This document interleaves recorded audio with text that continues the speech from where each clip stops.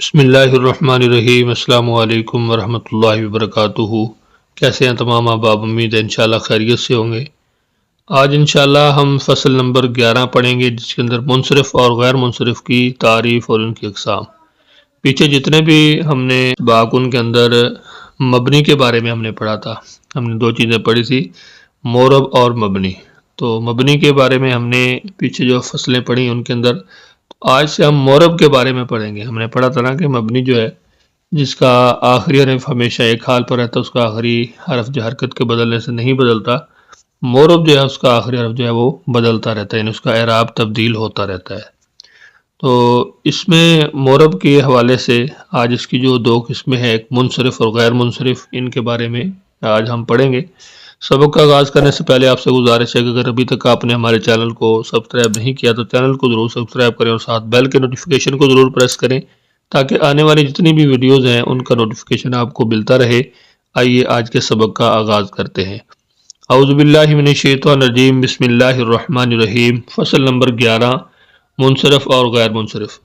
اس میں مورب کی دو قسمیں ہیں، نمبر 1 منصرف اور نمبر 2 غیر منصرف۔ منصرف کسے کہا جاتا ہے؟ وہ اسم جس میں اسباب منع صرف میں سے کوئی سبب نہ ہو اور اس پر تینوں حرکتیں اور تنوین آتی ہو۔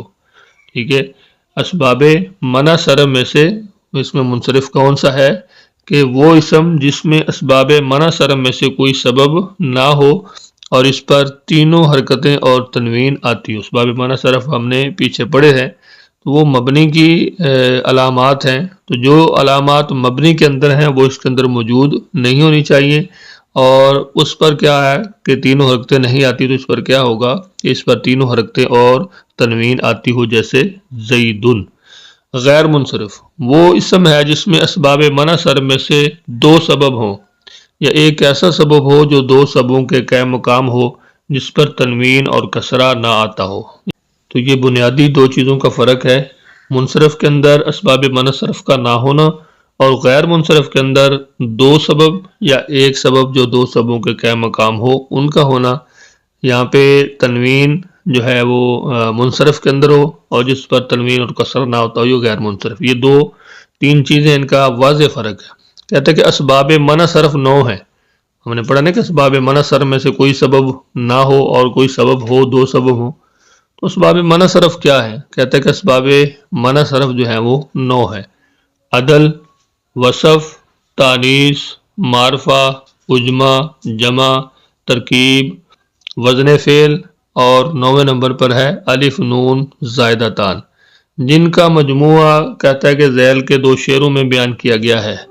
یہ انہوں نے نا شعر بنا دیا ہے، اسباب منع صرف جو 9 ہیں ان کا ایک شعر بنا دیا ہے۔ وہ کیا ہے؟ عدل و وصف و تانیث و معرفہ و عجمۃ ثم جمع ثم ترکیب والنون زائدۃ من قبلها الف و وزن فعل وهذا القول تقریب، یعنی عدل، وصف، تانیث، معرفہ، عجمہ، پھر جمع، پھر ترکیب، والنون زائدۃ من قبل الف نون، وزن فعل اور الف نون زائدتان، وزن فعل وهذا القول تقریب۔ یہ شعر ہے جس کے اندر اسباب منع صرف جو ہیں وہ 9 کے 9 بیان کیے گئے ہیں۔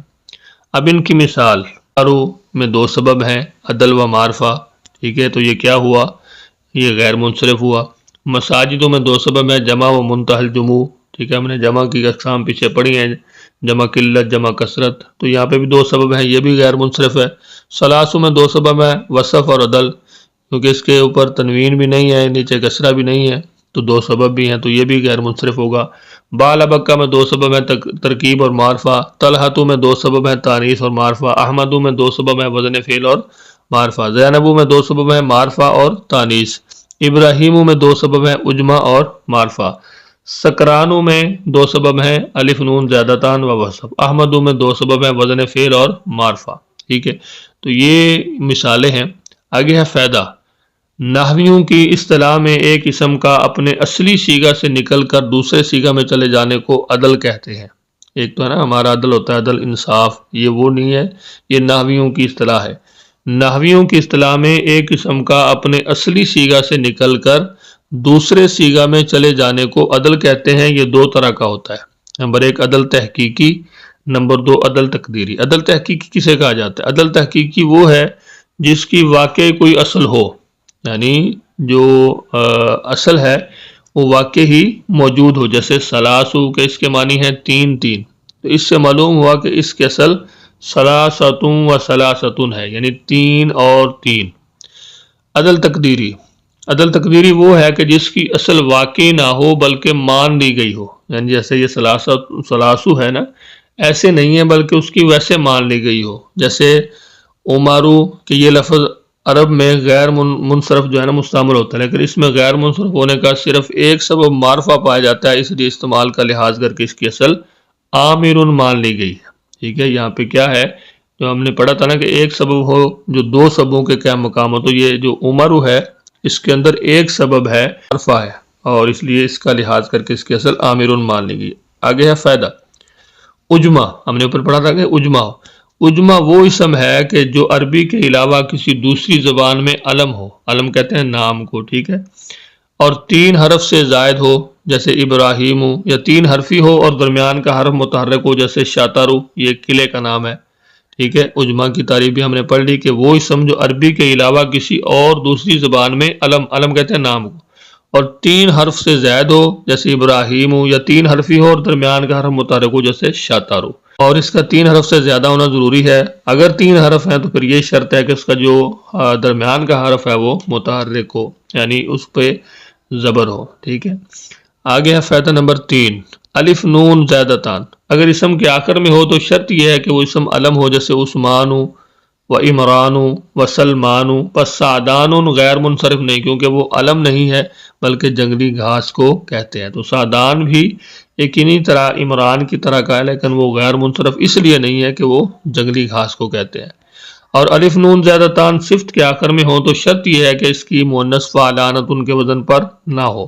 الف نون زیادتان کی یہ جو علامت ہے اس کو اپنے ذہن میں رکھنا ہے کہ الف نون زیادتان، وہاں پہ آپ نے مغالطہ نہیں کھانا، یہ چیزیں اپنے ذہن میں رکھنی ہے کہ الف نون زیادتان صفت کے آخر میں ہو تو شرط یہ ہے کہ اس کی مؤنث فعلانت ان کے وزن پر نہ ہو. جیسے سکران غیر منصرف ہے، اس لیے اس کی مؤنث سکرانتن نہیں آتی، اور ندمان غیر منصرف نہیں ہے، اس لیے اس کی مؤنث ندمانتن آتی ہے. ٹھیک ہے، ندمان غیر منصرف نہیں ہے اس لیے اس کی جو مؤنث ہے وہ ندمانتن آتی ہے. فائدہ نمبر 4 وزن فعل.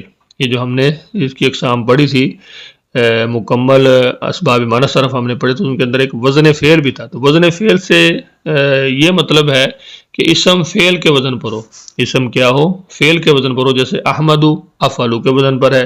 فائدہ نمبر 5 ہر ایک غیر منصرف جبکہ اس پر الف لام آئے یا دوسرے اسم کی طرح مضاف ہو تو اس کو حالت جری میں کسرہ دیا جاتا ہے.